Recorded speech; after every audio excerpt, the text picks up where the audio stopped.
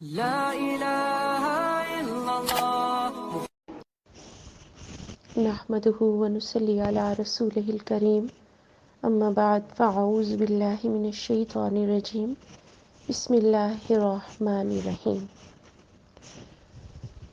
کسی نے یہ سوال کیا ہے کہ میلاد کے بارے میں واضح کریں کہ کیا یہ بدعت ہے۔ تو لفظ بدعت کو سمجھنے کے لیے رسول اللہ صلی اللہ علیہ وآلہ وسلم کا خطبہ مبارک اس کو سمجھنا ضروری ہے۔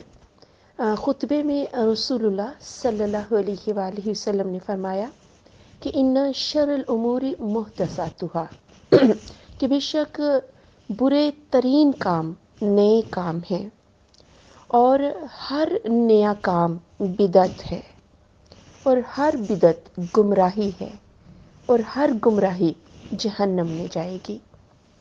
تو یہاں سے پتہ چلا کہ ہر نیا کام جو ہے جسے شریعت کے اندر ایجاد کر لیا جائے، جو نہ قرآن میں موجود ہو اور نہ ہی صحیح حدیث میں موجود ہو، تو ایسا کام ثواب سمجھ کر کیا جائے تو وہ بدعت ہے، اور اس چیز کی بڑی سختی کے ساتھ ممانعت ہے۔ صحیح مسلم اور صحیح بخاری کی حدیث ہے کہ من احدث فی امرنا ھذا ما لیس منہ فہو رد، یعنی جو ہمارے اس دین میں کوئی ایسی نئی بات پیدا کرے جو اس میں نہ ہو تو وہ رد ہے۔ اسی طرح صحیح مسلم ہی کی ایک اور حدیث میں ہے کہ رسول اللہ صلی اللہ علیہ وآلہ وسلم نے فرمایا، جس نے کوئی ایسا عمل کیا جس پر ہمارا کوئی امر موجود نہیں تو وہ مردود ہے۔ یعنی اللہ رب العزت کے ہاں عمل کی قبولیت کی جو بات ہے وہ کیسے ہے، یعنی عمل کب قبول ہوتا ہے کہ اس پر رسول اللہ صلی اللہ علیہ وآلہ وسلم کی سنت کی مہر ہو، یا آپ کا کوئی حکم جو ہے اس عمل کے بارے میں موجود ہو۔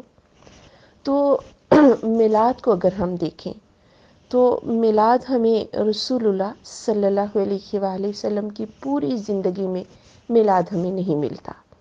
ابو بکر صدیق رضی اللہ تعالیٰ عنہ کی زندگی میں میلاد نہیں ملتا۔ اسی طرح تمام خلفاء اللہ ان سب سے راضی ہو جائے، ان کی زندگیوں میں ہمیں میلاد جو ہے یہ نظر نہیں آتا۔ آج بھی اگر ہم عربوں میں چلے جائیں تو وہاں پر کسی کو میلاد کا علم ہی نہیں۔ یہ صرف ایک ایجادی بات ہے جسے آج کے دور میں ثواب سمجھ کر ایجاد کر لیا گیا ہے، اور پھر اس کی شکلیں بھی بدلتی جا رہی ہیں، اور اب تو یعنی نئے کپڑے بھی سلوائے جاتے ہیں، اور اس کے لیے باقاعدہ اہتمام ہوتا ہے، اسے عید کا رنگ دیا جاتا ہے۔ تو بات یہ ہے کہ ہمیں شریعت نے جو عیدیں دی ہیں وہ عید الاضحیٰ اور عید الفطر ہی ہے۔ تیسری کسی عید کی کوئی گنجائش جو ہے یہ دین اسلام کے اندر نہیں۔ ہاں صرف جمعہ کے دن کو عید کا دن جو ہے یہ کہا گیا کہ ہر مسلمان اس دن عبادت کے لیے ایک اہتمام کرتا ہے۔ تو باقی یہ میلاد جو ہے اس کو اگر آپ 1400 سال پیچھے چلے جائیں تو آپ کو میلاد کہیں بھی نظر نہیں آئے گا۔